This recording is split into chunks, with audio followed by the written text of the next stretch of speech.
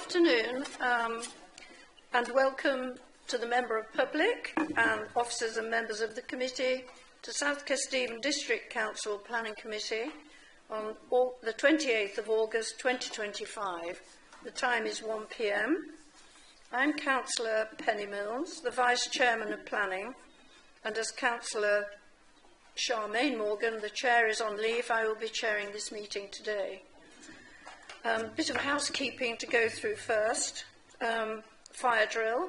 I'm not aware of any fire drill taking place today, so if the alarm does sound, then please follow the instructions followed by our fire warden, Amy Pride, and please vacate the building via the nearest fire exit or stairwell. The meeting place is outside at the front on St Peter's Hill Green. Mobile phones, can you please ensure that you've turned off your phones to silent? Thank you. And streaming. Please be aware that this meeting is being recorded and also being live streamed via public on the South Kesteven website. Could you ensure your microphones are turned off when you're not speaking? Please also ensure that you do not place your mobile phones near a microphone to avoid feedback. Any members of the public needing a drink are welcome to use the water available, and toilets are available from the landing outside this room. We have with us today Councillor Phil Dilks, the Cabinet Member for Planning.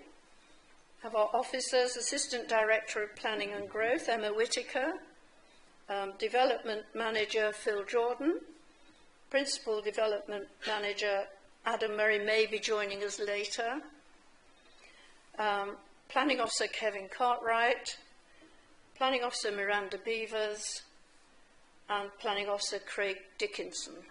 They will be here later.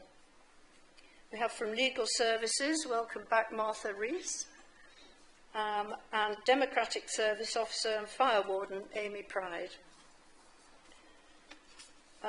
We'll now proceed to the main business of our meeting.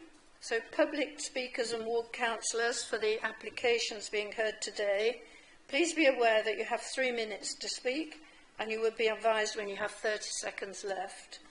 You may finish your sentence, but not another paragraph. I'll just read the list of speakers in the order in which you will be invited to speak.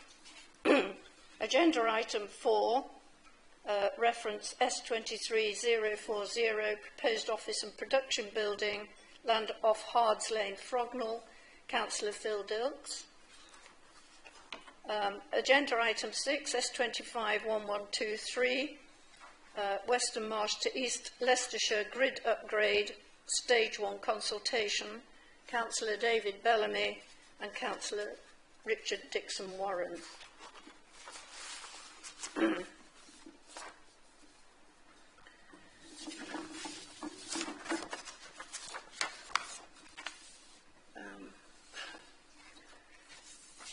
So we will now go to the agenda. At item 1 is apologies for absence. Amy, do we have apologies? Thank you. We've received apologies from Councillor Charmaine Morgan, Paul Wood and Vanessa Smith, and Councillor Max Sawyer will be substituting for Vanessa Smith today. Thank you. Does anyone have any disclosures of interest for consideration? And if you believe at any point in the meeting you do, then please let us know. So, Councillor Harrison. Thank you, Chair. Yes, item 7, the applicant is my brother, so I'll remove myself from the room on that one. And item 8, even though I feel that I could be without prejudice on that one, I would like to just possibly address the committee and then leave, if that's okay. Okay.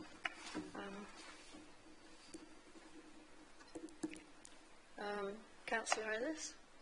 Yeah, it's relating to item number 8, and the Winton Park is in my ward. I don't know if that means I should step out. Thank you. In relation to item 8, there's absolutely no need for you to step out of the room, Councillor Ellis, unless you feel conflicted. What I would say, and this advice probably extends to yourself, Councillor Harrison, as well, this is not a planning application. It's a lawful development certificate, so it's a matter of fact and degree. The development either is or is not lawful, so we're not having to pass judgment in quite the same way. Obviously, it's a personal choice. If you wish to excuse yourself and step away from the debate, that's absolutely fine. But if you want to sit in as well, having discussed it with the solicitor, we're comfortable that you could do that as well without prejudice. But that's your choice. That's correct, yeah. Well, I would like to make a disclosure of interest on behalf of all of us. With regards to item 8 and 9 of the agenda, I make a declaration on behalf of all members that whilst it's acknowledged that the applicant is the council, this will affect how members of the Planning Committee determine the application. All members have been trained and will determine the application in accordance with their planning training and with an open mind. Any member who does not feel they are open-minded to determine the application today should make a declaration to that effect and not vote on the application.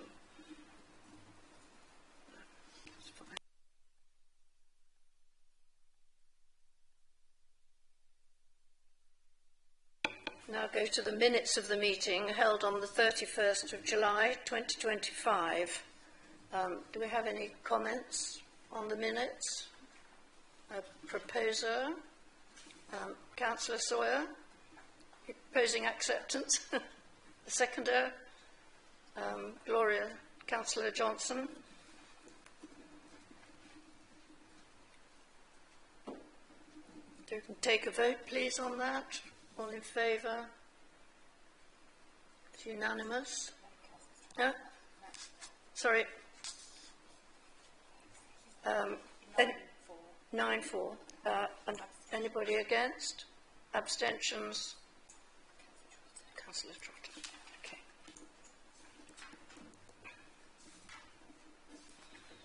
Thank you. So that is carried.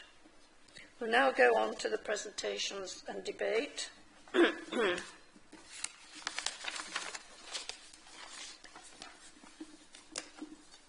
So, agenda item 4, application S230404, proposed office and production building, land off Hards Lane, Frognall. The recommendation here is to authorise the Assistant Director, Planning and Growth to grant planning permission subject to conditions. We have the planning officer presentation, so if Kevin, you could present.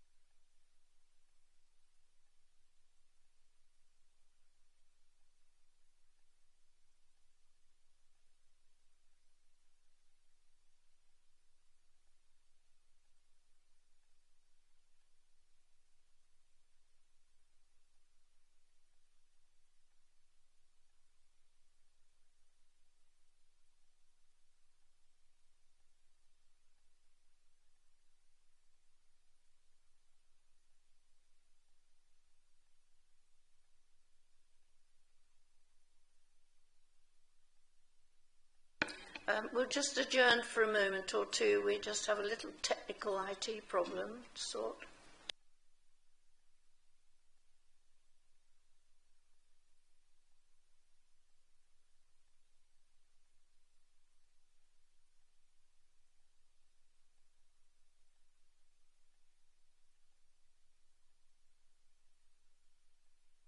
Kevin, if you'd like to present this item, please. Thank you. Thank you, Chairman. Yeah, the proposal relates to the construction of an office and production building for Garford's Farm Machinery. The application site is located to the existing commercial building along Hards Lane. That includes Garford's existing building and also the adjacent Kyoto business that's just to the east. The building is roughly rectangular and will be accessed via the current access point that serves the adjacent commercial units for deliveries. Car parking will be located to the front of the site behind the wedge of landscaping and will be served by the shared access that would also serve the adjacent commercial units that are the subject of the planning application S230401, which is considered elsewhere in this agenda.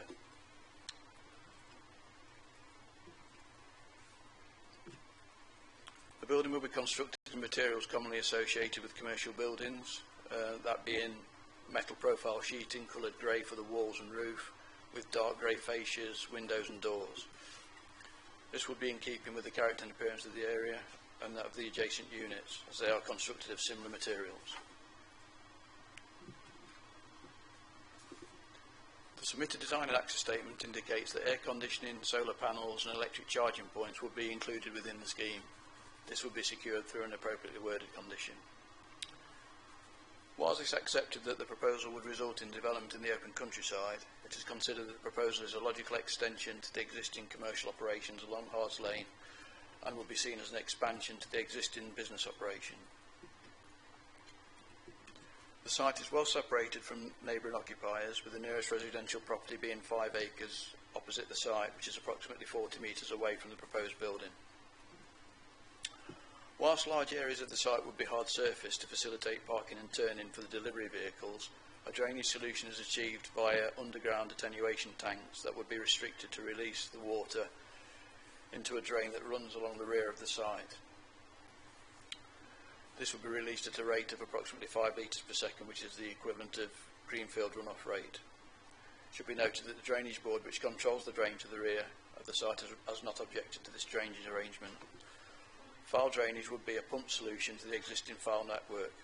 Again, the Environment Agency has not raised an objection to this. The Highway Authority has assessed the scheme and has not raised any objection. A condition has been attached to ensure that the proposed development delivers appropriate renewable energy to mitigate the effects of climate change.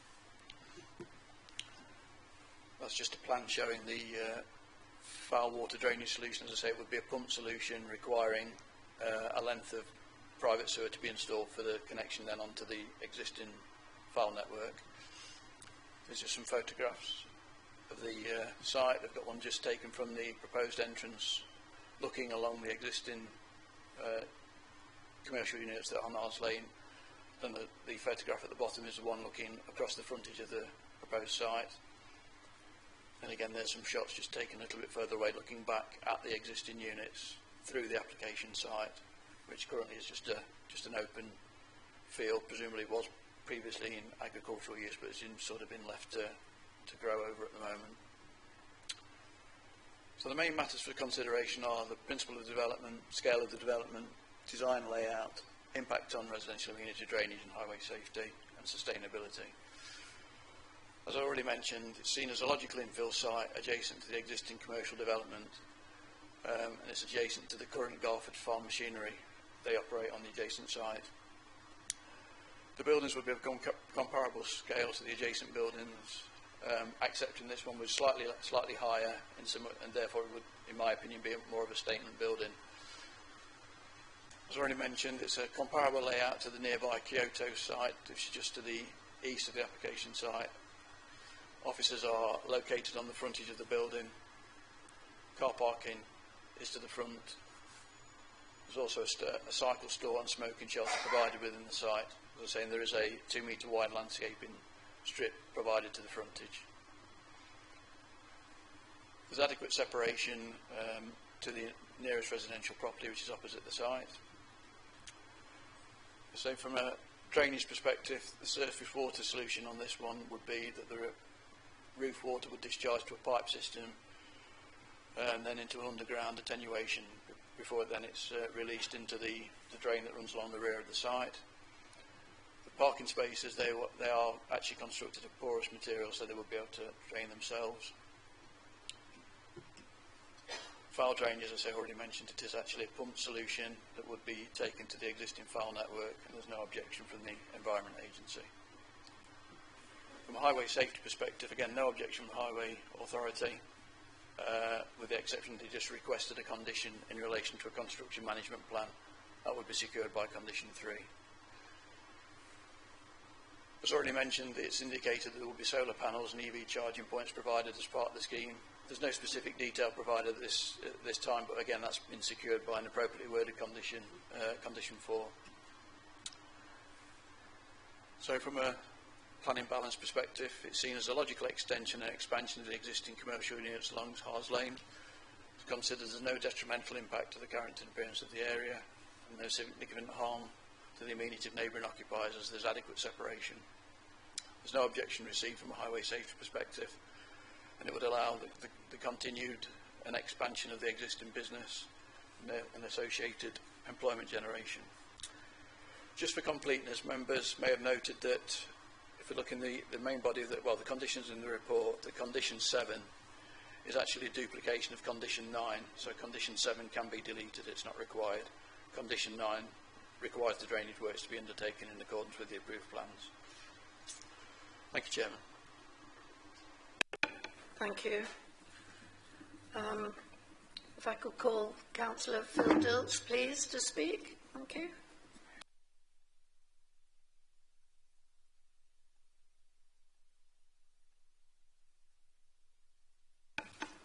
Good afternoon, Phil, and you have 3 minutes to speak, and you will be given a 30-second warning. Okay?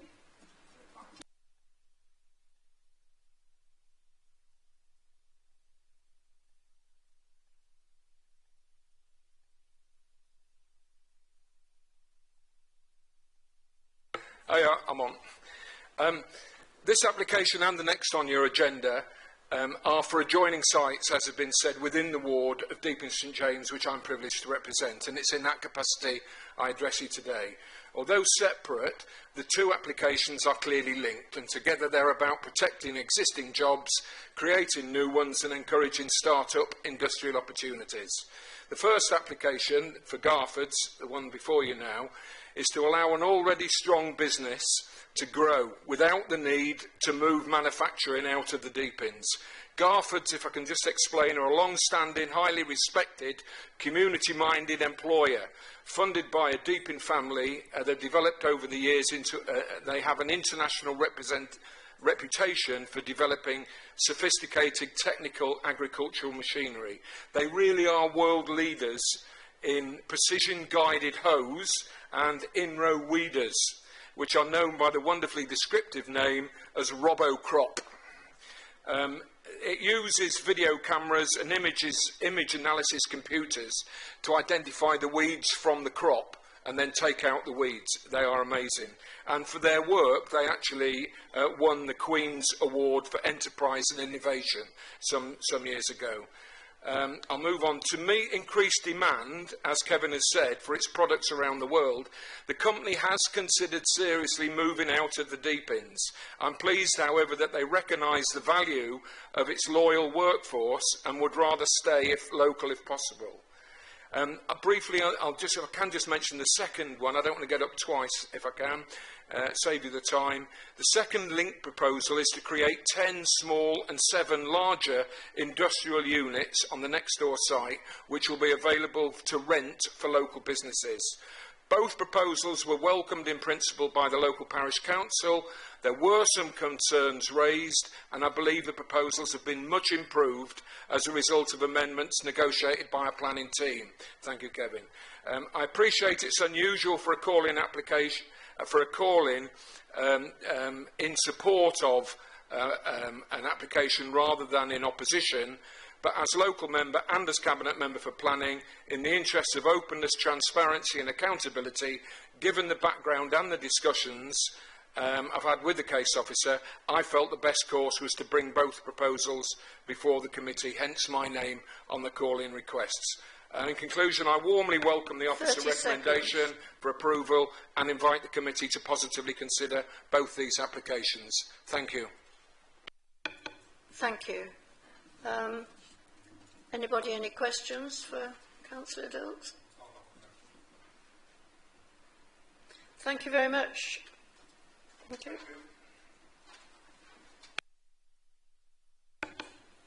So do we have any questions for our case officer? Councillor Harrison. Thank you, Chair. I get what everybody's saying, and it's to me it's a very good plan. I've just got a little bit of concern on the design and landscape, and perhaps you can sort of put me at ease on that a little bit. You've said in there somewhere, I think, that it's the landscape is not integral, and we've only got that minimal bit of plantage on the front there. I think if you go to, I think is it Kyoto Futons that are just next door, they're quite good there on the front, aren't they? It's quite, you know, it's sort of, they've got strong green buffers there as opposed to what's being proposed here. I'm just, are we going to create a stark contrast there? I know this is only a little point, but I feel it needs to be made. Is it because it's such a dominant building, monolithic, you could almost say, along there with that thing? I'm just wondering whether it's all dark grey cladding as well, whether there's any room there to maybe put a condition in that we put a bit better, something along the front there, a bit better to sort of hide it a little bit, you know. Everything else, I mean, as Councillor Dilks said, it's needed there, expand the business. I just wonder whether there's some, and whether you, in your opinion, whether you think that's feasible, a welcome addition as well. Yeah, through you, Chair. Yeah, as you rightly say, there is some landscaping proposed, and I accept it is only, it's like a 2-metre strip along the frontage of the site. I acknowledge what you're saying about Kyoto, but when I did my site visit, I think those trees are actually in the verge that's forward of the actual application red line site, because I've got a red line site here. Yeah, I think they're actually beyond, if I can find the red line. I think they're in those little sort of semicircular projections in front of the site, so I think they're actually external to the sort of red line. So unfortunately we don't have that sort of comfort to be able to do that on this one. So we are somewhat limited by that sort of 2-metre strip that we've got, but as I say, I think we've got the condition that requires them to give us details of exactly what's going in, and I think you can get some substantive screening in there.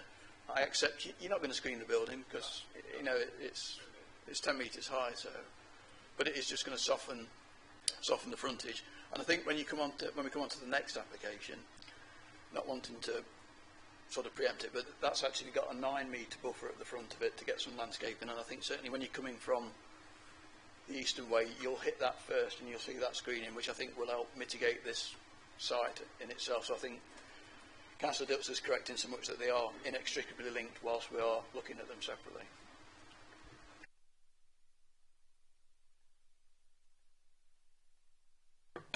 Councillor Bisnossing.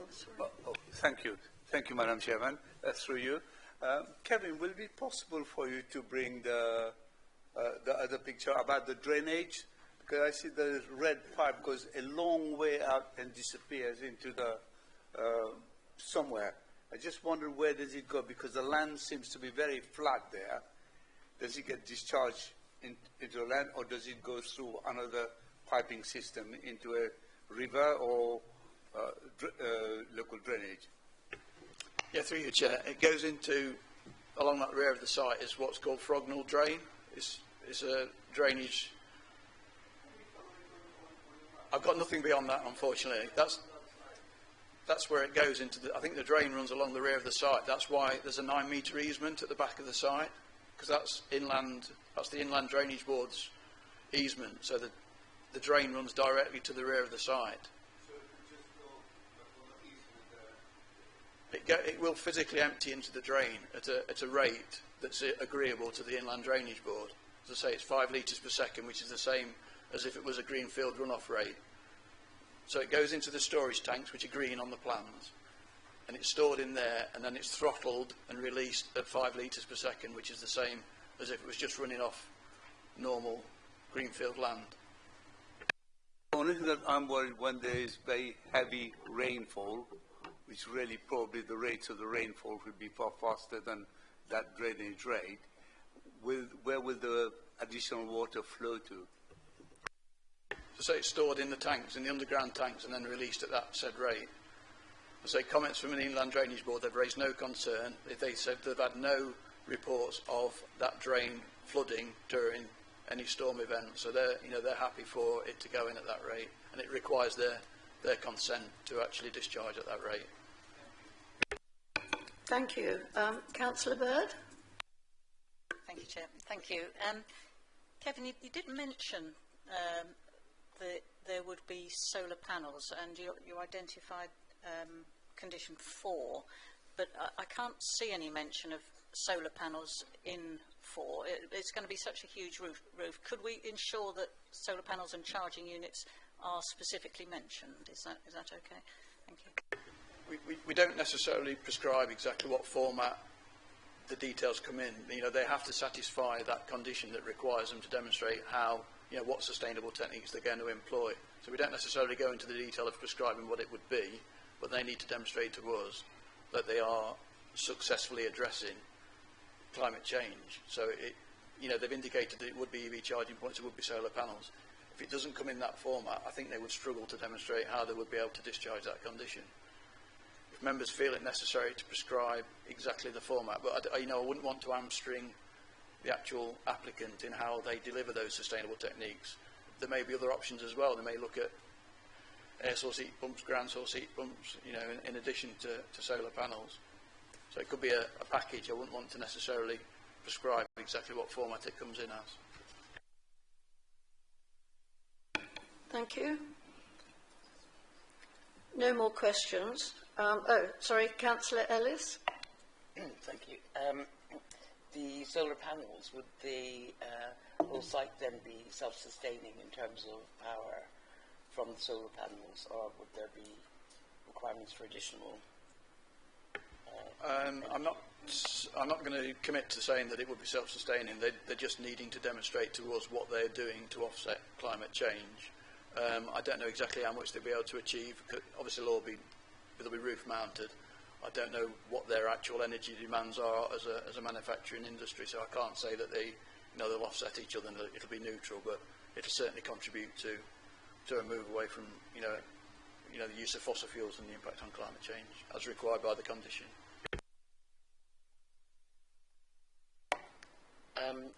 Are they retaining their existing size? Is this not instead of or as well as? It's not clear from the submission as to whether they are actually retaining or whether they are sort of running this in parallel and then they would move to the adjacent site because it's obviously bigger. I think the current situation is that they operate on the adjacent site, and I think they did have a unit off-site in Market Deeping. I think that's now closed down, and I think they see this as a far more sustainable solution in so much that they're almost just moving next door, and it's a far bigger premise than the one they've got at the moment, and it doesn't give them the ability to expand. They've also indicated that in relation to the adjacent application that we haven't considered yet, if they needed further expansion, that site also gives them the ability to move on to the additional units that the adjacent application would provide. Councillor Bird, did you want to come back? Yes, thank you. Actually, this isn't a solar panel one. I did see that they managed to get the application in one day before the requirement for biodiversity net gain. Has there been any discussion about whether there is any scope for some sort of green stuff on the site? In that, what we currently have is an open field which is now some might call it like a wildflower meadow. It's obviously got habitats there, and what we're giving permission to do is completely concrete the whole site over. And I just wonder if there's been any discussion as to whether there's any, I suppose, voluntary opportunity to create some sort of habitats on site there. Thank you. As I mentioned earlier on, there's limited opportunity as you know, the footprint of the building does occupy the vast majority of the site, and then they've got to have the associated hard surfacing for the turning and manoeuvring of vehicles. But there is the 9-metre easement at the back of the site where they can't build anything because of the proximity of the drain and the easement required by the Inland Drainage Board. I think on the submitted plans they've indicated that that is going to be just left as it is to wild back, and they're indicating that that would be like a wildflower meadow. So to some extent that is you know, a contribution towards that. But unfortunately there's very limited opportunity to secure anything beyond that. Thank you. If there are no more questions, does anybody want to debate this application? Councillor Fellows? I don't necessarily wish to debate it, Chairman.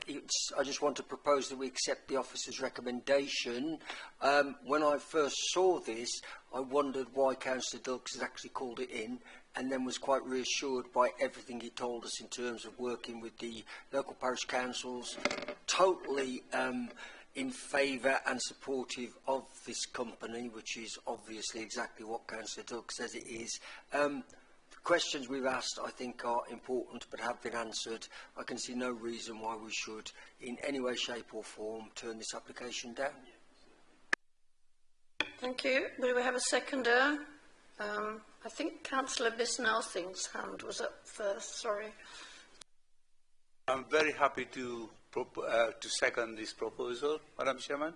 It's a no-brainer. I think we need to create more jobs, and especially when you have got a good quality, a company producing good quality products that is wanted worldwide. I think it will be very sad for us if we turn this down. I'm all for it. Thank you.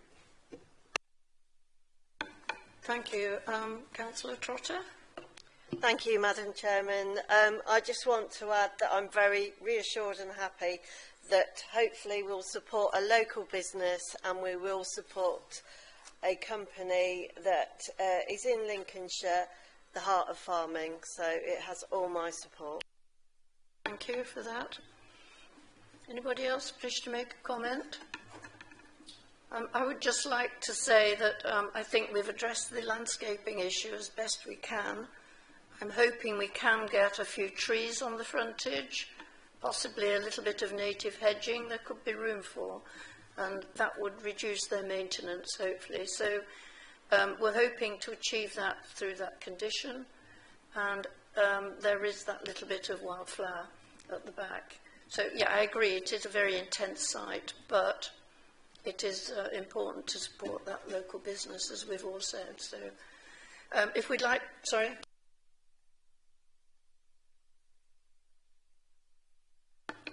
Yeah, I just need to clarify, Councillor Fellows, could you confirm that you're happy, we're having to delete condition 7 because it's a repeat of condition 9, it's a technical issue? Absolutely. You're happy with that, and Councillor Bisnalthing, you're happy as well.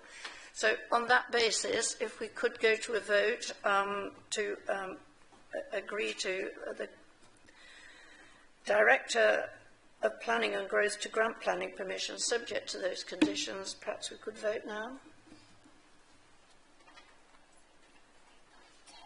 That's unanimous. So thank you very much.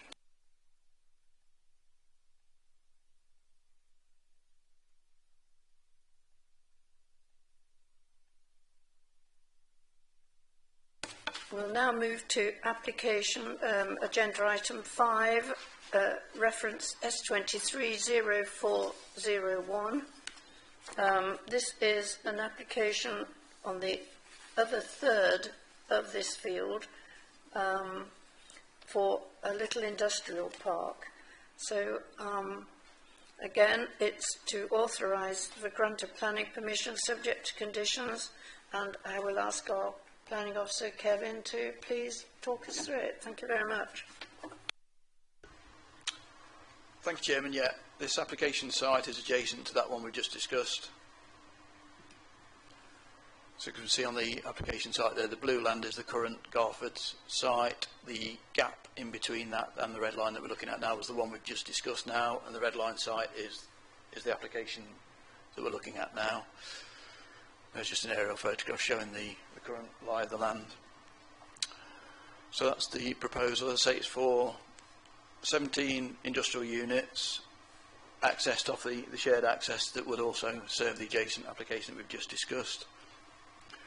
One of the main considerations on the previous one was the landscaping. As I say, as we sort of hinted at on the previous discussion, this one does have more opportunity for landscaping as the building to the front of the site is set back.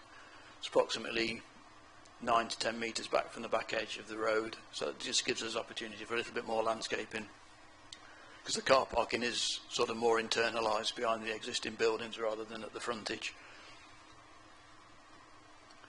There's just some plans showing the internals and elevation. So these are smaller units, sort of more sort of starter type, some with the larger doorways to accommodate delivery vehicles.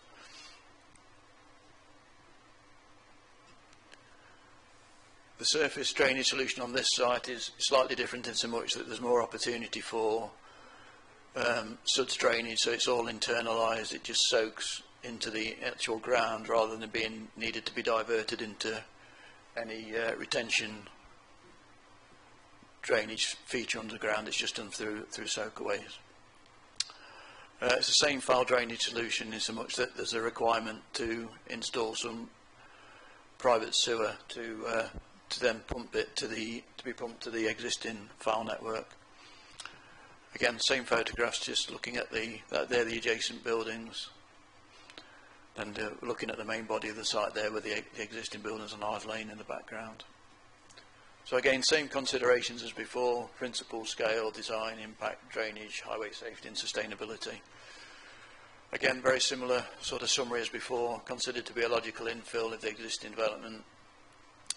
And the Garfers machinery site operate from the adjacent site, and it's adjacent to the planning application that we've just looked at. Again, comparable to the adjacent buildings, similar commercial units. In my opinion, it's a typical layout of the industrial units. Parking's provided behind the building, so it's not necessarily prominent. And we've got some substantial landscaping this time along the frontage, which again is secured by condition. Again, it's not considered as any substantial impact on the immediate neighbouring occupiers due to the separation distances. So we've now got a more traditional suds solution to the surface water rather than requiring it to be stored on the site. No objection from a file water drainage perspective, again, as it's the same solution. It's being pumped to the existing file network. No objection from a highway safety perspective. Again, we've got a condition that requires them to submit the construction management plan. And again, we've got the same condition as before on the previous application that requires them to submit details to demonstrate compliance with sustainable policies, requiring them to demonstrate, the introduction of solar panels, EV charging points, etc. So again, same planning balance as before, considered to be a logical expansion and extension of the existing commercial units. No detrimental impact on the character and appearance of the area. No significant harm to the immediate neighbours due to the separation distances, and there's no objection from a highway perspective. Again, it would allow businesses to expand, and it would result in employment generation. Again, as per the previous application, just for clarity, we've got a duplicate condition, so again there's no requirement for condition 7 as it's a duplicate of condition 9, so that can be deleted. And the application is recommended for approval, subject to the conditions, with the exception of condition 7 to be deleted. Thank you, Chair. Thank you. We have no further speakers, but as you heard, Councillor Dilks, whatever he said relates to this one as well. This is the natural infill site now on the other third of this field. It's encouraging local business. There is more scope for landscaping, which we hope will also help to offset the bigger building on the other side. The other objections on highways, there's been no LCC highways objections. So I think a lot of what was said on the first application pertains to this one. So if you have got any questions, then please would you ask them of Kevin? Councillor Harrison. Thank you, Chair. Yeah, again, I think this is all positive and plus. Just a couple of points, Kevin, that you probably I understand there'll be nothing we can do about this, but I'm a bit disappointed with having all these units and everything that pedestrian and cyclist provision is not been in any way counted.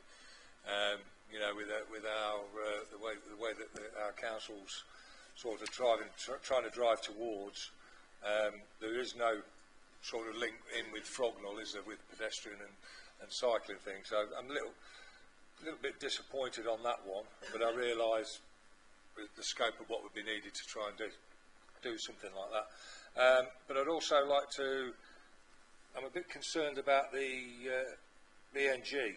So EN2 requires net gain, but we haven't had the evidence on that, and it's been deferred. Is that not really a flaw? Should we not have the evidence on that before granting permission? I'll bow to your knowledge, but if you can sort of point me in the right direction on that. Yeah, as per the previous application, we've had these applications for a considerable time, as you see from the reference numbers, the S23. So these were lodged before the current requirements for BNG triggered, so they're exempt from any requirement to demonstrate the 10% BNG net gain. But as per the previous application, there is that 9-metre easement at the back of the site. So again, they're showing that has to remain untouched and can't be built upon. So there is a little bit of comfort in so much that will be left to, sort of overgrow, and they are indicating that that'll be a bit of a wildflower meadow. I suppose a bit more of a positive when looked at compared to the previous application. We do have that little bit more landscaping to the front of the site, but beyond that, again, unfortunately, the vast majority of the site is given over to the built form and the actual parking and manoeuvring for the associated vehicles, so there's limited opportunity for anything else beyond that. Yes, come back. Yeah, I understand that it was pre-Feb 24, but it's still against the local plan EN2, isn't it?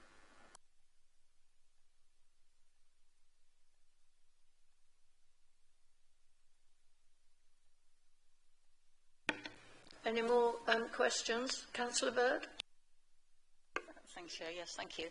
I see that highways have accepted the kind of the intention here. I am also, given the additional activity on the bigger site and the number of units on this site, I am concerned about what will be an increase in HGV and traffic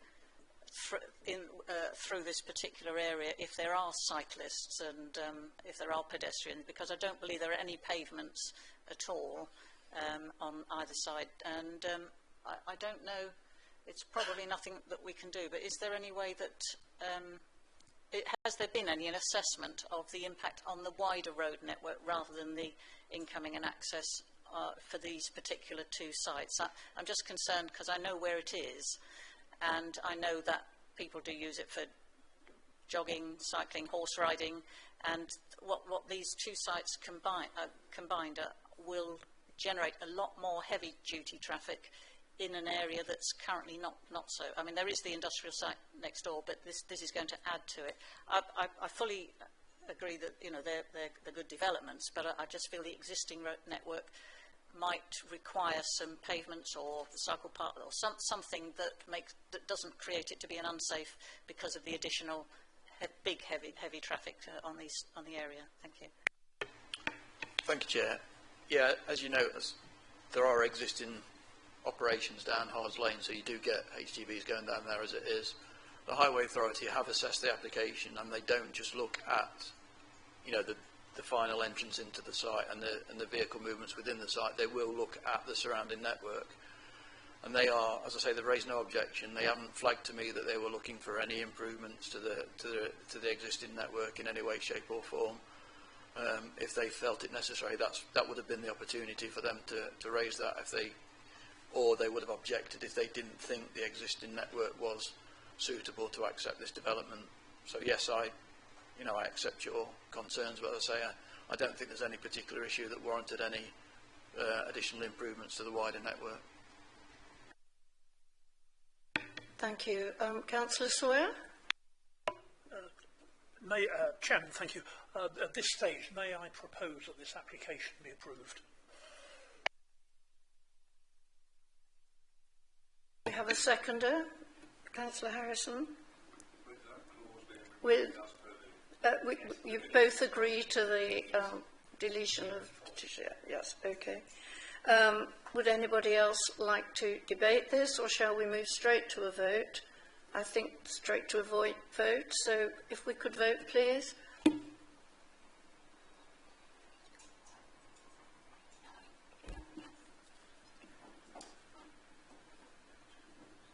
Thank you, that's unanimous.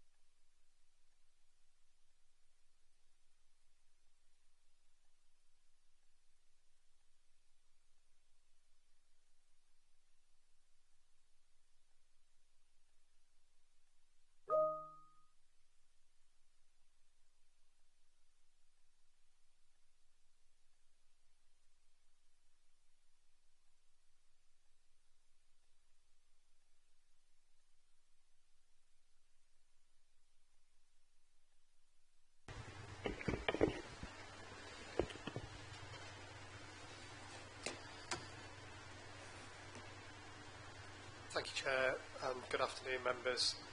This next item is to discuss a consultation response to the Western Marsh to East Leicestershire electricity network upgrade.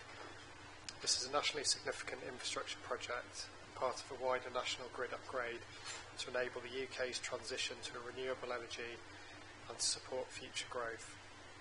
This is the first phase of an informal consultation, with the formal pre-application consultation stage planned for next year and submission of the application not anticipated until 2028. Much of the country's existing electricity network dates back to the 1960s and was designed around coal and gas-fueled power stations. It was not designed to accommodate the scale or nature of modern energy sources such as offshore wind and solar. With electricity demand projected to at least double by 2050, upgrading this infrastructure is essential to ensure homes and businesses can continue to be supplied with the energy they need.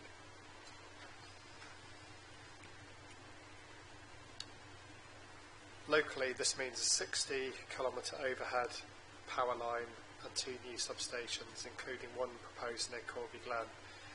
National Grid is currently assessing design options for pylons and the final route, with consideration of landscape, biodiversity and other impacts.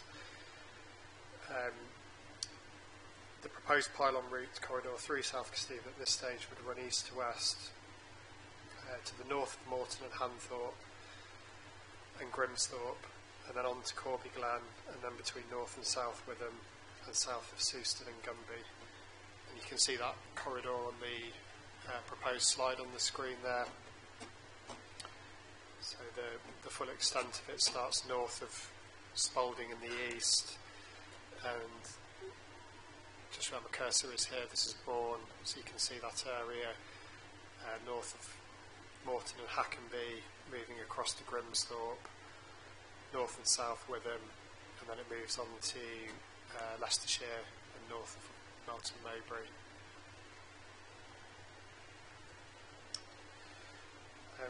While South Kesteven District Council are not the determining authority, as local planning authority, we play a crucial role in the development consent order process, which is overseen by the Planning Inspectorate.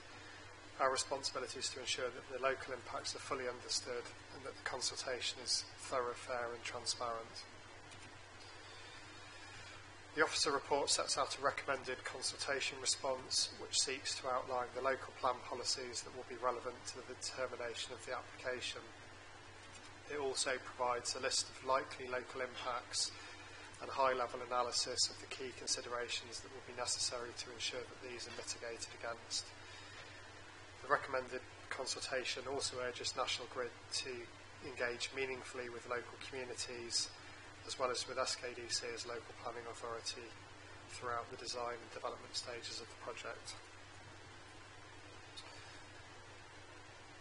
The Officer recommendation is that the committee endorse the draft response as set out in the main Officer report to National Grid and delegate authority to the Assistant Director of Planning and Growth in final consultation with the portfolio holder to issue the final response. Thank you, Chair, and happy to answer any questions at the appropriate time. Thank you very much for that. I am going to try and organise this so that we don't get too all over the place. It's quite a big topic at the moment. And so I would, well, first of all, sorry, I've forgotten to ask our public speakers. I do apologise, jumping ahead. Sorry, Councillor David Bellamy first. Apologies.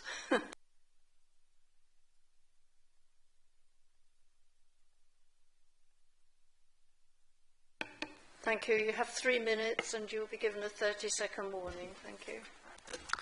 Thank you, Chairman. Firstly, why can't the cables be laid underground, as would be the case with gas, water or sewer?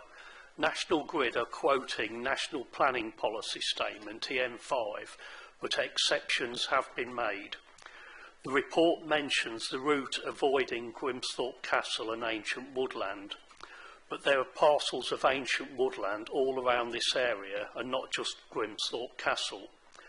Between Corby Glen and North Witham Lobthorpe, there are multiple parcels of ancient woodland, including Mickley Wood, Beaumont Wood, Elliott's Wood, and Tortoiseshell Wood Registered Nature Reserve and SSSI. Secondly, point 13 of the report mentions substations facilitating 44 renewable energy grid connections and enabling the transfer of up to 14 gigawatts of renewable energy.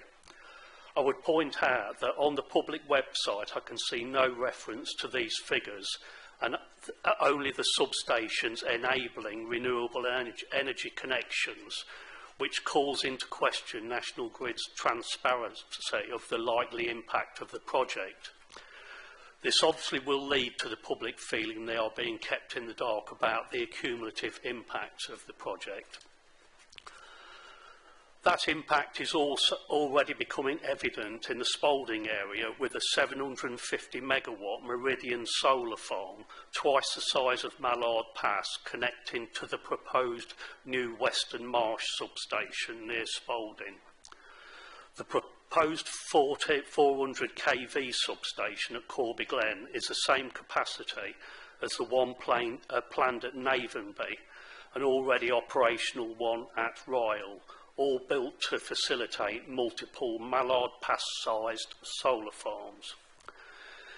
In my opinion, this accumulative impact could be disastrous for the whole district, with swathes of solar and wind farms plus battery storage cutting a corridor straight through the centre of our district.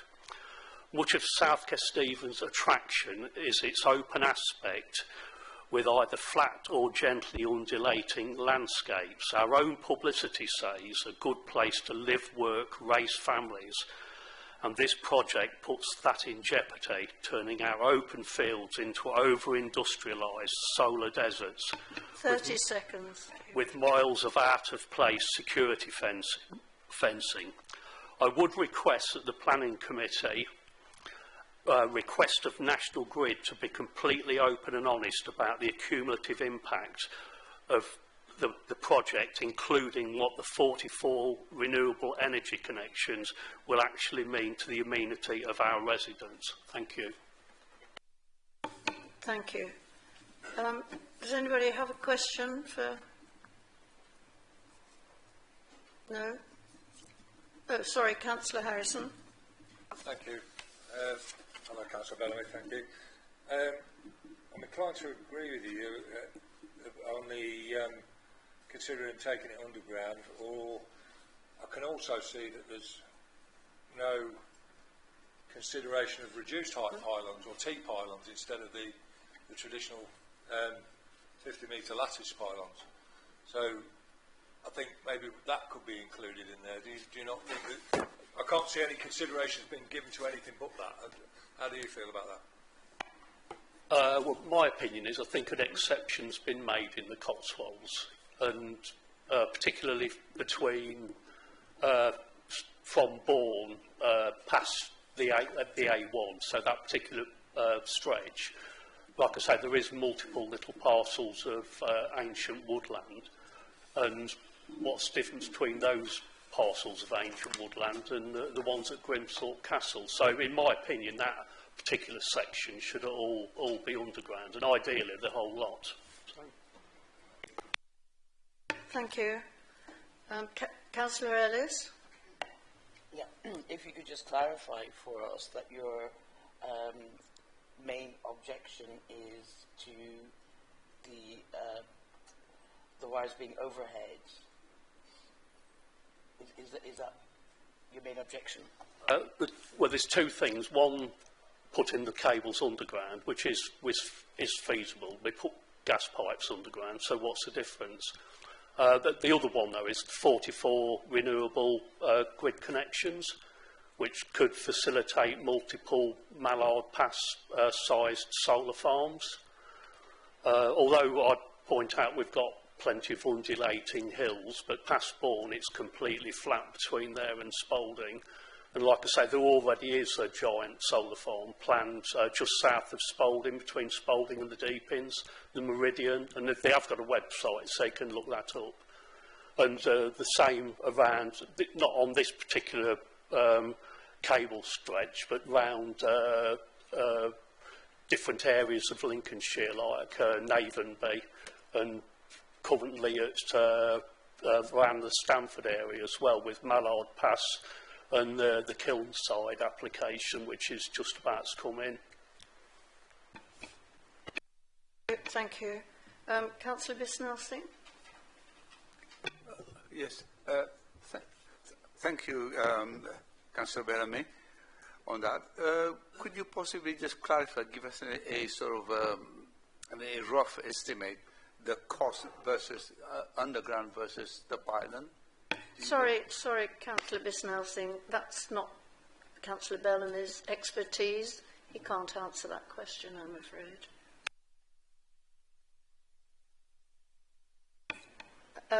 No, I think all the things that relate to cost are just National Grid saying this is their idea of the most cost-effective method. Councillor Whittington? Yes, thank you, Mr. Chairman. I tend to share Councillor Bellamy's concerns about the fact that pylons will be overground, but also I think the point that he made about these sort of interconnectors, these 44 interconnectors. I'm just wondering if Councillor Bellamy could expand a little bit more on his concerns, because I think I share them as well, and I think it might be good that the committee understand potentially what that could mean in terms of the ability to connect additional solar farms and other units. Thank you. Well, I'll give you for example, in the Navenby area, there's 3 giant solar farms planned, and actually these applications have come in even before the substation's built, so this could trigger those applications coming in. Accumulatively, those 3 solar farms around Navenby are 8,000 acres, or 12.5 square miles, I think that equates to. So, and presumably there's facility for even more to go on the 400 kilovolt one at Navenby as well. And so I would assume the same's probably going to be at Corby Glen. Right, thank you. Thank you very much, Councillor Bellamy. You've been most useful. Thank you. Councillor Dixon-Warren, thank you.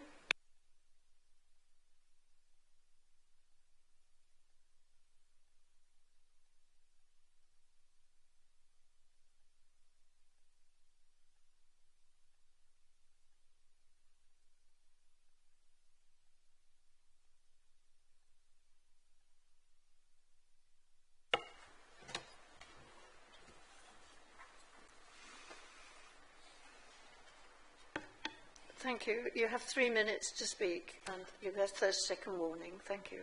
Thank you, Chair. I am the councillor for Avon Ward. I have one parish in the preferred corridor and 3 parishes adjacent to the corridor. I also happen to be chairman of the parish council in the corridor that's preferred. 2 parishes, including my own, held parish meetings early in the stage 1 consultation, and there was near enough unanimous opposition to the pylon lines coming anywhere near us at all. There was a great view that they should be rerouted offshore, stay offshore, round the east coast of England, and not cross into Lincolnshire, wreaking the damage on communities, agriculture, wildlife, heritage and history that it is anticipated they will. District councils are supposed to protect and enhance quality of life by, amongst other things, safeguarding the environment and creating attractive places to live. This pylon line will counter that completely. It will drive a huge hole through communities and act very much against the interests of the council in those areas. So SKDC's fundamental principle of listening and being responsive to all its communities will need to be robustly and openly followed. Now, I know this is a planning committee, and the topic is much wider than planning, and I'm talking much wider than planning, but I note that there should be a full exploration of alternatives. And I also hope that SKDC ensures that the communities that will be adversely affected by this pylon line, if it comes through, are fully consulted and energetically supported throughout this process, and that their views are taken full account of in the final report that is done on this. Thank you. Thank you. Any questions for Councillor Dixon-Warren? Councillor Whittington? Yes, thanks, Madam Chair. Councillor Dixon-Warren, in your presentation to us, you referred to the potential impact that these pylons could have upon the history and the heritage of Lincolnshire, as am I, because obviously because we know just with a small planning application, sometimes you uncover an archaeologically important site. And I'm just wondering, as any sort of preparatory work being done by anybody, potentially that you're aware of, identifying what the actual impact could be upon the history and heritage of the area potentially affected by these pylons. Thank you. The topic was raised during the stage 1 consultation by a number of communities. For example, in Hackenby Fen, it is well known, not least to detectorists, that there are remnants of Roman settlements, Middle Age settlements, Anglo-Saxon settlements, and detectorists routinely uncover coins and figurines and other evidence. And as far as I'm aware, there has been no archaeological survey of that fen or any other to see what else might be there. Thank you. I think we need to remember this is a stage 1 consultation. I don't think any detailed investigations have been done yet. In our briefing note that we have here, the impacts are listed and will be taken account of, and will, as things progress, be looked at very rigorously to protect anything. So, whilst it's important for people to come forward with their concerns, obviously, we are still at a very early stage. But it's important to know what communities think at this stage, because I'm a believer in getting some information back to National Grid as early as possible, rather than leaving it later and later. But thank you very much for that. I understand, and I'm grateful for the point having been made. Councillor Trotter? Thank you, Madam Chairman, and thank you very much, Councillor Dixon-Warren. You've really done your homework, and I can hear your passion. Just knowing the local area, etc., as always, my concern is the agricultural land that's going to be taken. Are you able to, from your particular area that you're concerned with, state to me how many hectares, acres is to be taken away, or is that something like the chairman says that we have to investigate? Because over and over again in this planning committee, land is being taken, particularly for solar panels, good quality land. You know, we've got to feed the nation, so these pylons are something else that we've got to consider, that will be taking land. So I ask you if you know that answer. Thank you. As the Chair correctly pointed out, we're at a very early stage, and the exact route has not yet been decided. So I can tell this committee for a fact that the local farmers are very, very concerned about pylons being erected in their farming land, but nobody knows where the pylons are going to be. So no, we don't have that level of detail yet.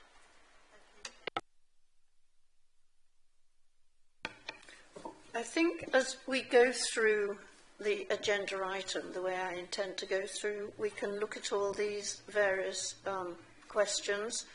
So whilst, yes, it's relevant, I don't think Councillor Dixon-Warren can really answer any further, except to highlight to us the impact on his communities, which we need to take forward and will be taking forward. There will be public consultation starting in 2026.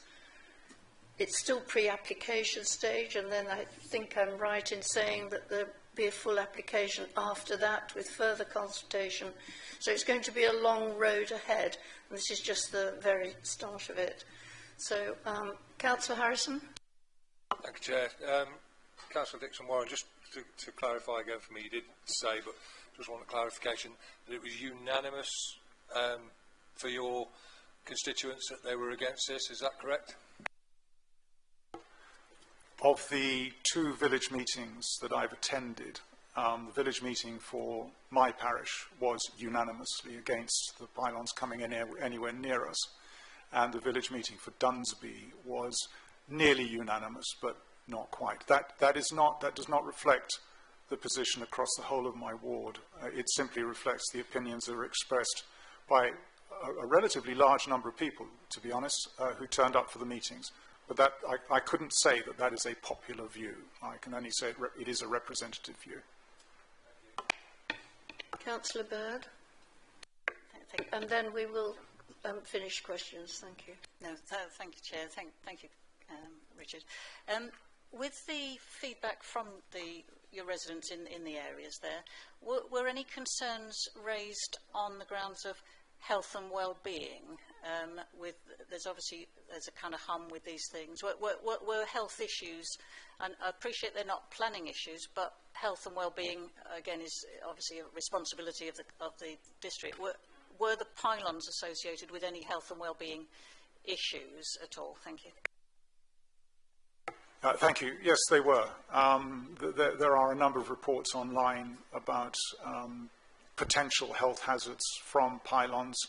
I would have to say I don't think that there's necessarily a unanimous view on the health risk posed by pylons.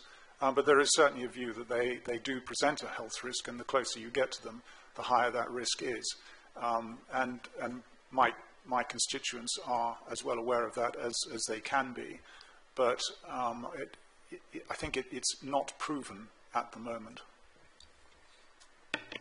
Thank you. Thank you very much. Thank you. Yes, well, thank you for attending. Thank you very much.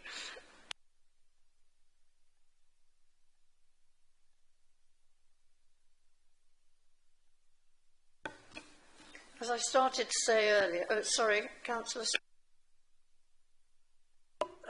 Thank you, Chairman. Reading the information, it seems to me we are being asked to vote on paragraph 6.1 on page 72 and all the material following that up to 6.17.2.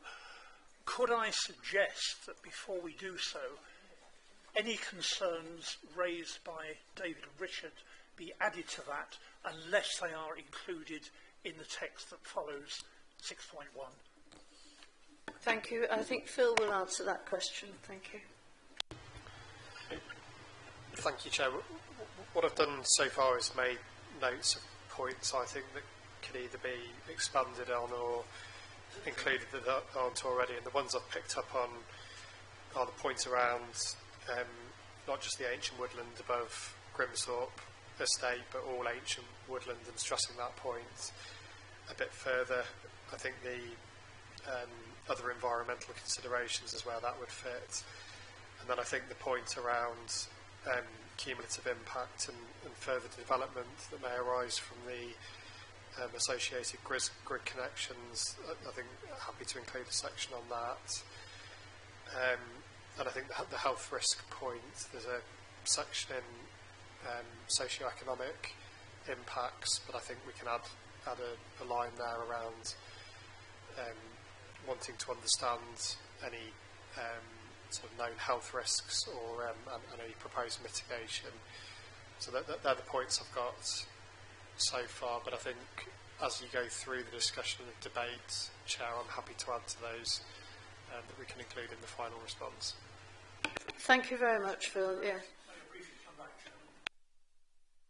If those points that Phil has mentioned are added, I would be happy to support the recommendation 6.1. Thank you. Yes, well, what we're going to do is I'm going to go through section by section just to keep it clear and easy as to what we're talking about. And hopefully we can get through it efficiently, and Phil can make his notes as we go. Some of it will have already touched on, so we can be aware of that. So this is an early... Sorry, Ellis. So, I've got a question for Phil, if that's okay. Yes. Sorry, I'm going to go through each section and then ask questions. You can ask questions at each stage. Okay, but this is particularly relating to Councillor Bellamy's point regarding the substations, and it seems to me that the fact that the substations are there, they're speculating that that will increase the number of solar farms, but that isn't necessarily the case. I think they're making an assumption that isn't based on fact. Yes, and I just want to know if the substations, and obviously any solar farms will come to planning anyway. So it's not a given. I just want him to clarify that it's not a given that if there is a substation, that automatically means you're going to get solar farms feeding off it. If that's okay. Phil will answer that. Yeah, well, I understand the point and understand, what's just been said. Just for clarity, there's one substation planned within South Kesteven. That's near Corby Glen. I think it's a slightly separate point that was made by Councillor Bellamy around the discussion around the potential renewable energy connection points along that line. And I think you're right to make the point that, and I think the response to a large extent will be, well, any form of further development would be subject to its own planning process and its own consultation and so on. But I think it is still a valid point to make at this, after all, we're only responding to a consultation, and I think just trying to understand what the totality of the development might mean for the district and making that point, even if it is to some extent potential and hypothetical, I think it's a reasonable point that we can make in the consultation response. Yes, thank you. I have actually got a couple of suggestions as well when we get to that final stage, to include a little bit more beefing up of those final two paragraphs. But I would like to just go through and let's make sure we're happy with each phase section of this, and then that will lead us to the vote at the end. So I'm going to start reminding you that this is Councillor Bisnouthy. Would you please include the government heard so far the environmental protection aspects of it? How much damage will it cause to the environment? The different from A for biodiversity protection or gain from that. I intend to go through each section, Harish, and we can raise it at that stage. Okay. So I just want to reaffirm that this is a response to the stage 1.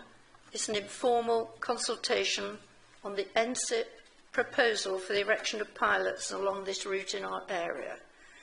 And the purpose of this meeting and the briefing note that the officers are preparing is to identify the policies which are relevant and at our disposal in the consideration and the design and build of the pylons, any other installations, and to identify and mitigate those aspects. The pylons are to transport energy, I understand, from wind farms in Scotland and the North Sea to the East Midlands. So it's transiting our area. And they will also enable, we understand, local renewable energy projects to be connected to this network. That is unknown at the moment. We've been given a comprehensive analysis of the proposal. Thank you, Phil. And what I propose to do is follow that report, as I've said, section by section. And we should highlight any points as we go through of significance that we need to consider to amend or add to that which has already been written. So section 1 is the introduction. This raises a number of significant questions and causes concern in terms of the implications which will follow from the installation of the power cable network. Now, we've already gone into this quite a lot, and I anticipate these will be dealt with at a later date once the application has been submitted. Is that correct, Phil? Emma? Am I right there? At what date will we actually look at that? So the several stages that will happen if the timetable as currently presented stick to. There's a formal pre-application consultation next year. I mean, if members recall back to the Mallard Pass Solar Farm, it's the same NSIP development consent order process that followed. If the proposal is accepted for examination, which it's not expected to be submitted until 2028 at the moment, there are several opportunities to engage in that examination process, and as local planning authority at that point we also have a role to present what's called a local impact report, and that sets out in detail what we consider to be the local impacts associated with the proposal, whether they're positive or negative, and any mitigation that we think might be necessary. So there's plenty of opportunity further down the line to further engage, and at this stage it's really an introduction to the project and setting out some fairly high level analysis of what we think the likely impacts are going to be. Thank you. So does anybody have any points to raise on this introductory section that we haven't already spoken about?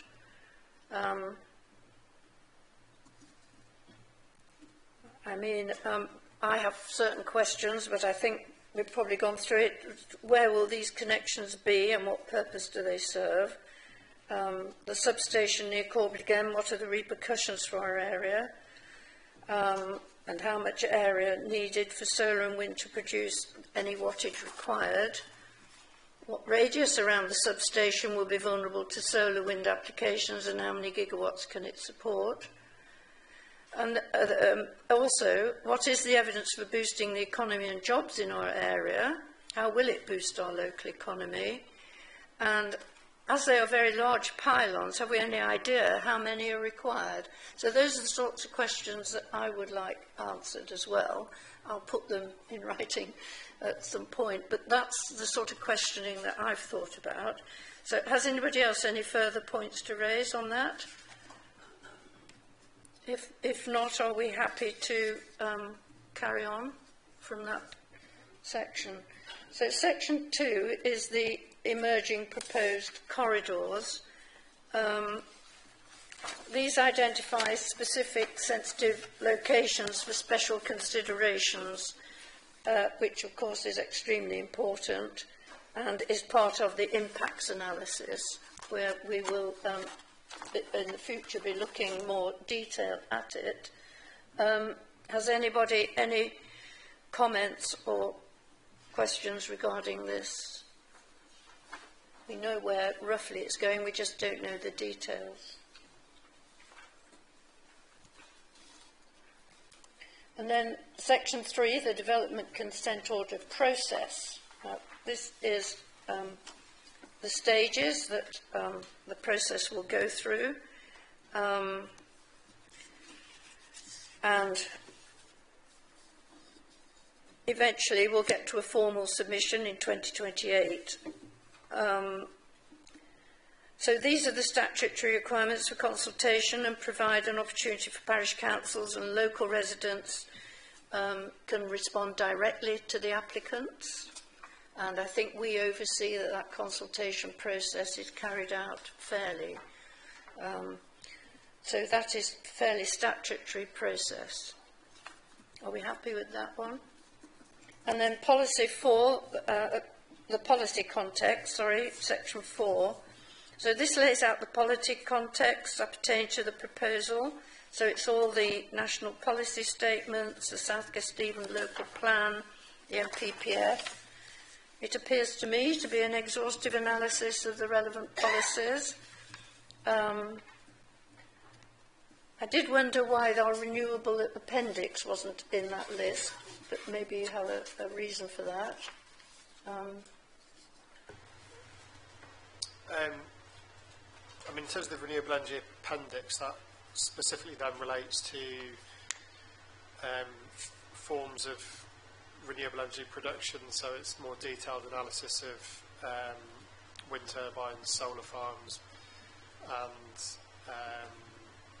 biomass, I believe. But we can make reference to it because there may be some relevance in there. And if I may, Chair, can I just suggest as well, we could add in the neighbourhood plans that may be relevant to the areas, either the existing ones or any future ones. I think just having a quick look, there's Colsterworth neighbourhood plan and Corby Glen adopted neighbourhood plans at the moment that would be relevant to that proposed corridor.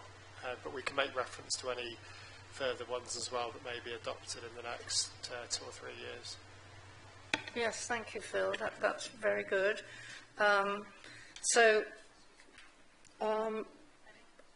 Sorry, Councillor Bird. Sorry. I ask just to make it. Do we have any actual policies that indicate how best we can satisfy the health and well-being aspects in planning decisions? Because I don't see anything specific on this list here that looks that we can make planning decisions in the health and well-being interests of our residents. Thank you. Do we have a particular policy that we could add in that section? Emma, Phil, what can we have with that? There are national planning policies around health. I think some of the local plan policies do make reference to health. I think the good design policy, which is a bit of a sort of catch-all, and SD1 as well, the sustainable development policy. But I think the more specific considerations around health are within the national planning policy framework. We can make reference to those as part of the response as well, if that would be helpful, yeah. Yes, thank you. Councillor Trotter? Phil, you're righty. Can I ask you, and I hope I'm right in being able to ask you, is there any financial gain to the district for having these pylons coming across, or is it solely to the person's land that it's going across, as in Anglian Water, an example, the pipes? Yeah, I don't honestly know the answer to that. I suspect the landowners would be compensated through some form of you know, compulsory purchase order. There is a suggestion, as there usually is with these infrastructure projects, around community benefit packages, and I think National Grid are exploring that in terms of would that be an ongoing grant available to the local communities?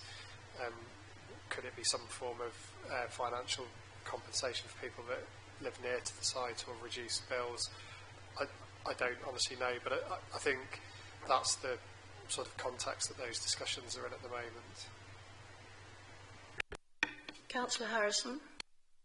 Thank you, Chair. I mean, I'm looking through this, and I'm sure everybody else has read through it and everything else, and what we're being asked to do here. And I have every faith in our Assistant Director asking the right questions.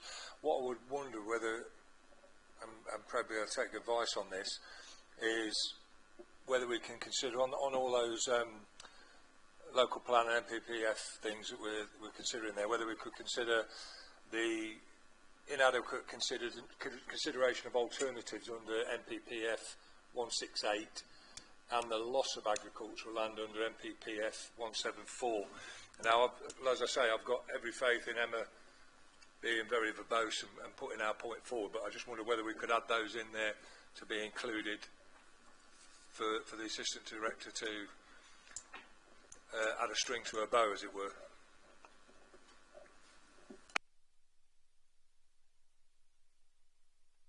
Yes, Emma, would you like to? Yeah, more than happy to add specific references. I think what we've got to remember is at this stage it is a relatively early stage in the process, and you know our local plan's changing, so some of those policies now are not going to be the same in a couple of years' time.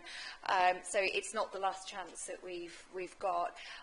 When it comes to the local plan and to the National Planning Policy Framework, the applicants, when they make their subsequent development consent order application, will have to have regard to that plan and to the national policies anyway. So even if we miss something or don't make a specific reference to it this time, it all is not lost. But I think with those regards to those particular sections, we can absolutely just make clear reference to those 2 points. Thank you. Thank you. And so with that in mind, Chair, and the fact that this is an NSIP and we're not the final decision maker, we're just here to put any objections, etc. forward. I'd like to propose this, please. I don't think really we need to deep dive into this anymore at this stage. I think we can put our trust in our Assistant Director to ask and raise the relevant point. So do we have a second of that, Councillor Ellis? Would anybody else like to say anything further on any of these sections? Councillor Whittington? Yeah, I mean, I'm reading I think it's duplicated on page 74. I think, isn't 6.10 and 6.11 seem to be duplicates of each other? Yes, there is, yes. I mean, this is the point I raised when I was speaking to Councillor Dixon-Warren about the impact on heritage, and especially archaeological sites. I mean, recently in Barrowby, you know, archaeological investigation into a housing site revealed that Barrowby had a very extensive Iron Age settlement, and you never know what's going to be uncovered. So I'm just wondering if it's possible to beef that up a little bit, because obviously, you know, Lincolnshire, you know, we were on one of the first sort of entry points for the Vikings and the Saxons, you know, it was an entry point into all, and there's so much history buried deep beneath the soil. I would like to try to beef that up if possible, if we could. Thank you. If I may, Chair, I think we can add something to reflect. We've got a rich history and heritage both above and below ground, and that needs to be reflected. What I would say is with an application this size, it will have an environmental impact assessment as well as lots of other supporting pieces of evidence when it does come in, so there will almost certainly be something on heritage and everything else that we've raised today. The applicants will have to do that prep work before they put the application in, but we can add something on that effect. Thank Thank you.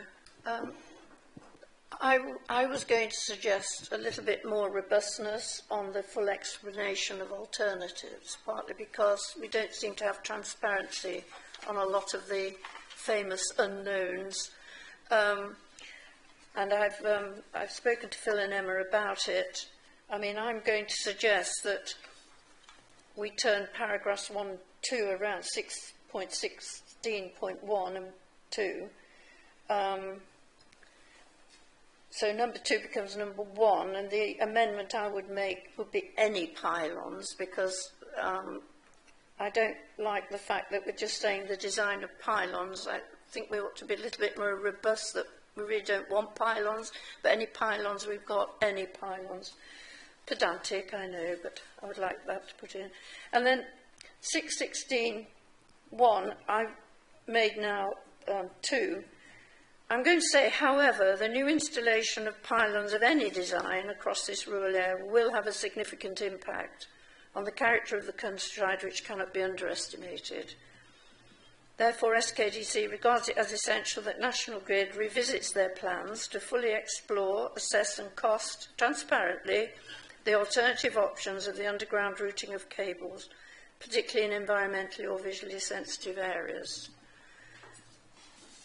Whilst the Council understands the need for cost complications driving National Grid, the wider long-term local cost implications and impacts on the landscape, land use, ecology, biodiversity, and a long list, ancient woodlands included, community well-being is in there, the use of imported steel, vulnerability to weather damage, any impact on national resilience.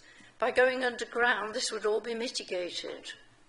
And I think that's an important point to make, that all that impact would be mitigated. And this must therefore be given overriding consideration and appropriate weight in the decision-making process. I've put in here, but I'll probably be told I can't, including consideration of cost sharing. I've put here with energy generating companies and the use of any other budget that might be appropriate.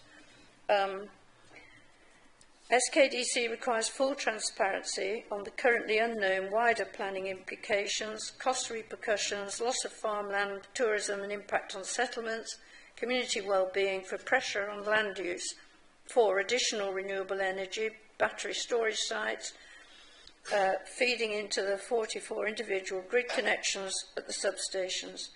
How much power is it anticipated to produce? How much of that power will be used for industry, data centres, and will there be more pylons coming in to that main route on feeder routes? That's sort of my suggestions, and I'm sure Phil and Emma will take those into account if you agree that that's the sort of thing we could start to include. It might be a bit wordy, I understand that, but I think we should be a bit more robust at this stage as to what we really think about it.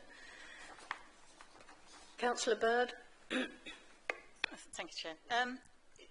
I wonder if we might also include something about the impact in the airspace, because given how flat we are and the amount of sort of, I suppose, light aircraft and drones and, you know, the use of the airspace across Lincolnshire it might be different to other areas, and I just wonder if we're introducing a risk in any way. I appreciate that birds and that will be taken into the ecology, but they're going to be big things, and I just wonder if if that's going to be sort of fully taken account, that it's not just what's on the ground and what we can see on the ground, that these are going to have an impact in the airspace above.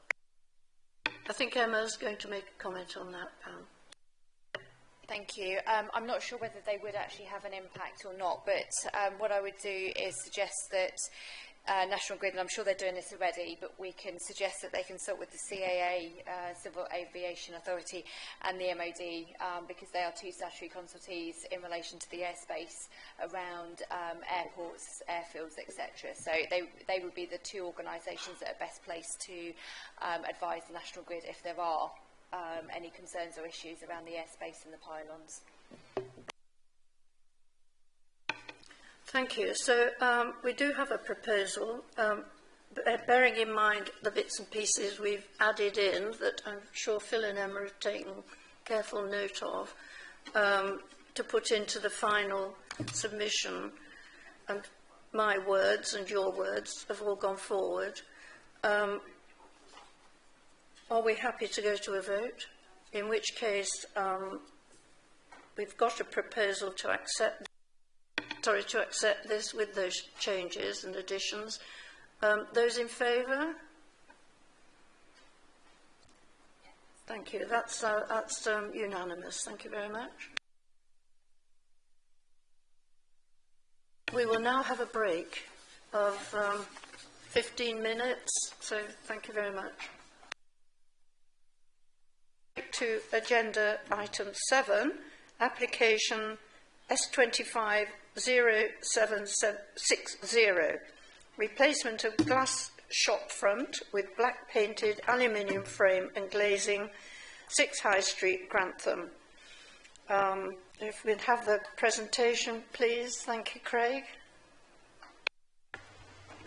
Thank you, Chairman. The application is at 6 High Street, Grantham. It's the former Halifax branch, adjacent to the Grade 1 listed Angel and Royal Hotel. The application does seek to take out the existing single piece of glazing for shop frontage and replace it with a multi-panel frame. The key issues with this application are the impact on the adjacent Grade 1 listed Angel and Royal Hotel, and the host building itself is considered to be a positive unlisted building, and therefore the impact on that is also a key issue. It should be noted that the branch itself has planning permission for change of use to serve as a reception and function room for the hotel, and this application is as part of that change of use. So here's the site here, and it's centre of Grantham. On the left-hand side you can see the marketplace and the Angel and Royal just to the north. And that's the existing elevations of the building, so on the front on the left and the rear elevation on the right. And there's the proposed there. For clarity, the 2 pillars are remaining, so if you see on the existing there's 2 pillars shown in the centre. They're just shown dotted for transparency of the frame behind, but they are to remain. But that's the proposed frontage. And there's a more thorough illustration of the panel arrangement for the proposed frontage.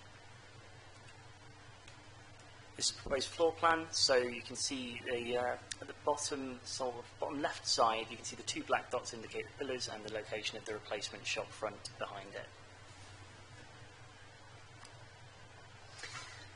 So it's considered that this proposal would result in the removal of a contemporary shop front and replaced with a somewhat more traditional multi-panelled frame. It's considered, following conservation comments, to be an overall neutral change in appearance that would preserve the setting of the Grade 1 listed hotel and preserve the character of the host positive unlisted building, and it is recommended that, recommendations to approve. Thank you. Thank you, Craig. We have no speakers. Do we have any questions to the officer? No? Would anybody like to make any comments or debate? Councillor Ellis? I'd like to propose exceptions to this. The building as it exists at the moment isn't very attractive, and I think this would be an improvement on the existing arrangement. So I'd like to propose it, please. Thank you. Do we have a seconder? Councillor Trotter? Yeah, I'd like to second it. I think the bones of the building are beautiful, and this will enhance it, and I'm all in favour. It's wonderful as well, the Angel next door. Thank you very much. So I think we can take that straight to a vote. Those in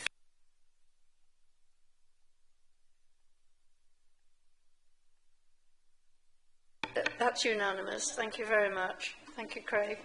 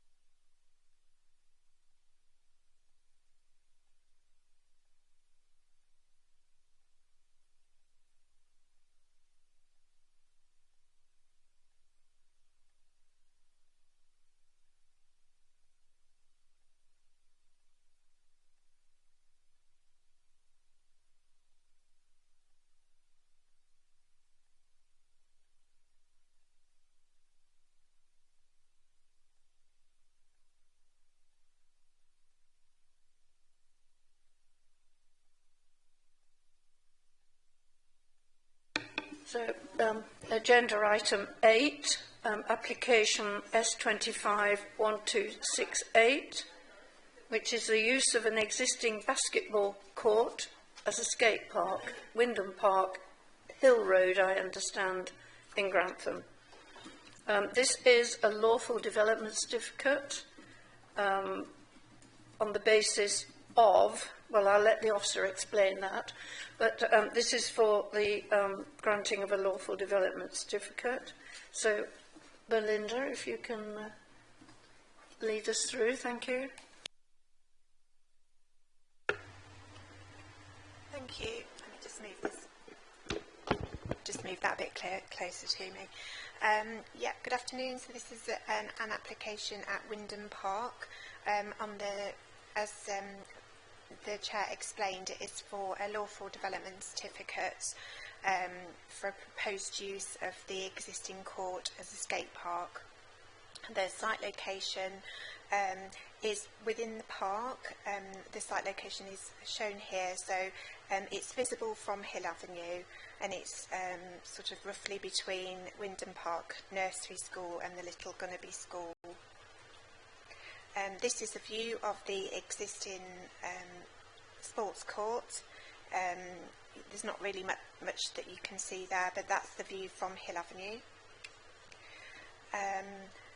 So the main key issue here is whether the proposed use is compliant with the permitted development rights that are set out in Part 12 of the GDPO, which gives local authorities permitted development rights for certain types of development. So the site is an existing sports court, which can be used for basketball or netball. The site is owned and maintained by South Kesteven District Council. Permitted development rights allow for the erection, construction and maintenance, improvement or other alteration on behalf of the local authority for any works or equipment on land belonging to or maintained by them for the purposes of the function exercised by them. The use class of this land is F2, which includes an area or place of outdoor sports or recreation. The proposed use of the sports court would be a skate park, and that would not require a material change of use. The proposal would include the installation of 10 skate ramps, the installation of a means of enclosure, resurfacing works, and all in connection with the operation of the land as an outdoor sports area. None of the equipment would exceed 4 metres in height or would exceed 200 cubic metres in capacity. This is a 3D illustrative visual of what the portable skate ramps might look like, but it's just for illustration only. The officer's assessment is that the proposal would not result in a change of use of the land as an area or place for outdoor sports or recreation. The proposed works do not exceed the permitted development limits as set out in the main report. The recommendation is for the Assistant Director to grant a lawful development certificate for the proposed works. I draw your attention to there is a late items paper. We did receive a representation from a local group of residents that currently use the court for basketball practice. I have forwarded that correspondence on to the relevant department of the council, but that the current use of the site is not a matter for consideration today. Thank you. Thank you very much. Again, we have no speakers, so would anybody like to ask any questions of the officer? Councillor Ellis? Yeah, can you explain why the current usage doesn't come into the equation today, please? Sorry, I didn't hear you. Yeah, sorry. Can you explain, I think it was your very last sentence, where you said that the current use of the area doesn't come into consideration today? So this is an application for a lawful development certificate for the proposed use. So I've assessed the use as a skateboard park against the permitted development rights. So the existing use isn't what's being assessed today is already a basketball court. Councillor Johnson? Just a clarification. You're just applying for perhaps a change of use and not actually going ahead and doing it right away. Is there any reason why they can't keep the basketball court and have a skate park next to it? Because it looks as if there's ground available. Thank you. Thank you. I can probably help you out because I know a little bit more about the background to this. The question in front of us today is just purely, is planning permission needed for the creation of a skate park as proposed? This is a pure legal test in terms of looking at the General Committee Development Order and assessing the proposal against the terms of that. It's not for this committee to decide whether or not it wishes to, the council should progress with this as a proposal, and it's not for this committee to make a decision about whether or not the basketball court could be re-provided somewhere else. I believe that the council as well are looking at options in that regard, but it's not relevant to today's decision. The question is simply, is this lawful, and is planning permission needed? And it's really for noting because, as a matter of fact, the works that are proposed fall within the permitted development requirements of the General Permitted Development Order. However, because the council is an applicant, for transparency purposes, it's right and proper that this comes to Planning Committee for noting, or for that decision to be made. Councillor Fellows? Yep, hopefully, and I hope I'm not misunderstanding, but my view on what I've just heard and what I assume I've just heard is that, yes, I think we could grant the notion that it can happen, but I can't see how it would not be subject to planning applications. Referring to what I know a lot about, Bourne Skate Park, the hoops that had to be jumped through to allow that to be built and to be used were quite considerable. So I've got no problem with saying yes, SKDC can change the use, but the notion that you cannot then, they would not need planning permission to turn it into a skate park, I find quite difficult. So if you could explain that, Emma. Of course I can. So it's not a change of use because the lawful use of the site is already for as public open space for these sorts of activities. So in that sense, there's no material change of use in planning terms. It is simply the operational development that we need to look at. And by that, it's the creation of the physical jumps and the physical structures that will create the skate park. As a local authority, the council, and it would be the same for other local authorities, including the parish and town councils in actual fact, have permitted development rights under Part 12 of Schedule 2 of the General Permitted Development Order, if I'm remembering that correctly, and there's certain parameters. One being, the overall height of something, which I believe is 4 metres, and the other being a cubic volume of any of those structures. I don't know the specifics of the Bourne one, but if it's higher than that, it will have required planning permission, and that's why it would have needed to come to us. The same piece of legislation allows us to do other things, including small buildings, through to bus shelters, bins, anything else which is part of our sort of day-to-day responsibilities as a local authority. So it's not a change of use, and looking at what's proposed, it does not require planning permission because it is permitted development. The permitted development order is effectively a planning permission.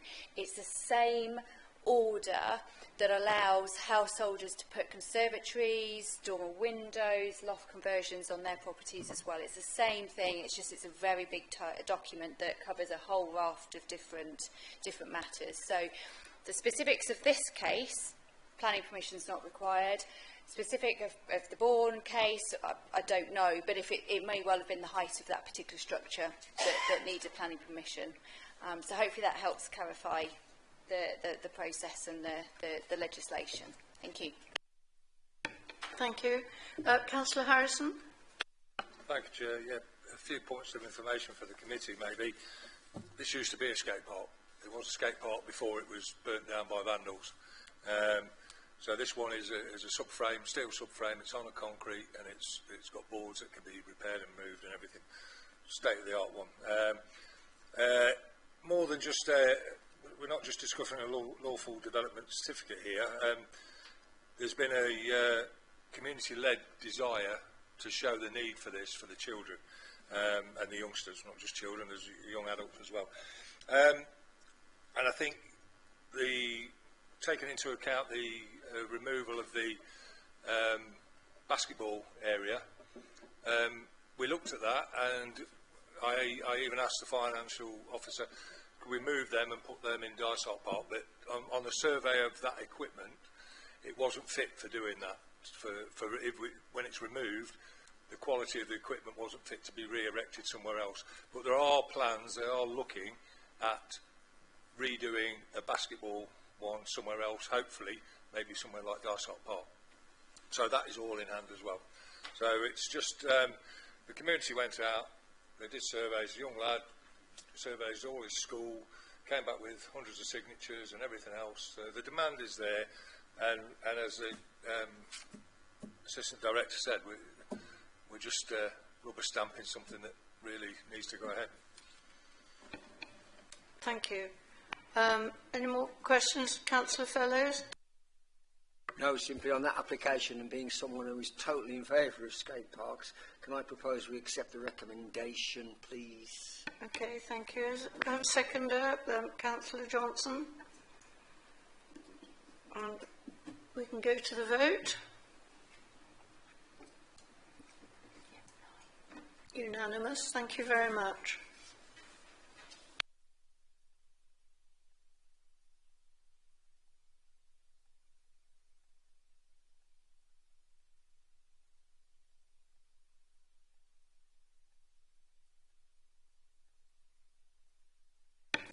And the final item, agenda item 9, application S250254 for a single-storey rear extension, 28 Canberra Crescent in Grantham.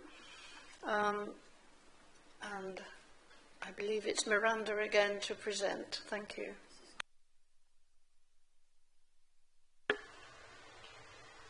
Good afternoon again. So this application is at number 28 Canberra Crescent in Grantham. The application is for a prior notification for a larger home extension under Part 1 Class A of the General Permitted Development Order. It's for a single-storey extension to the rear that would measure 5.2 metres from the rear, 2.7 metres in height and 2.5 metres to the eaves.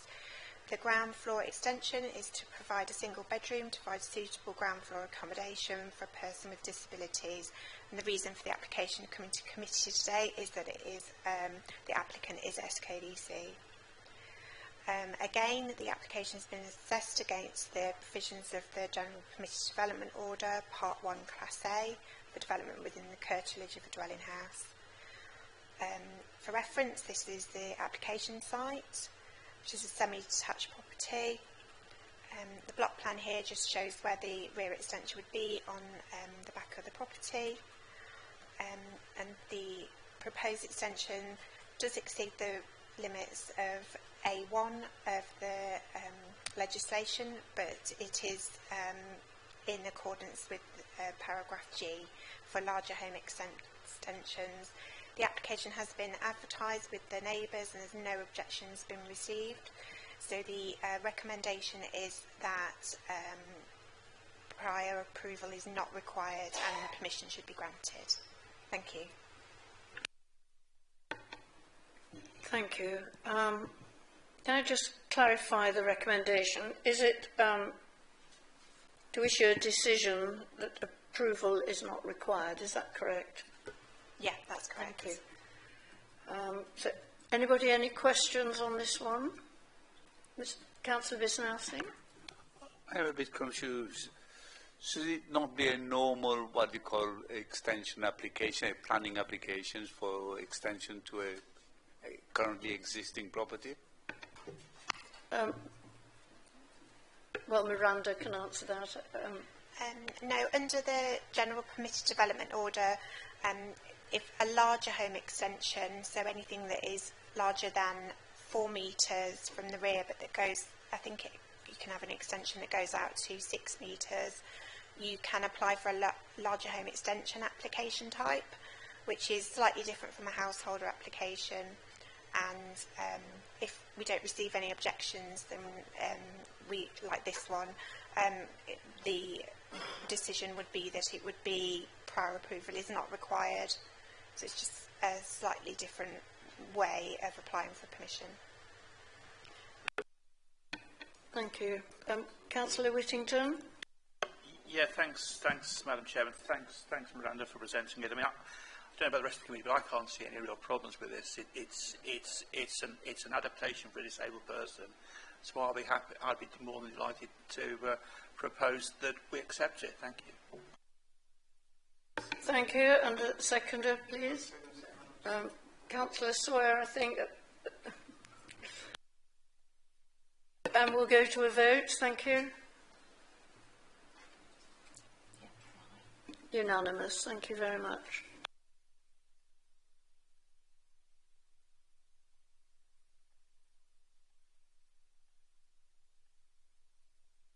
I don't believe there's any other business. So I think we can close the meeting now. The time is 3:20. And thank you, everybody, for participating today. Thank you. Thank you, Chair.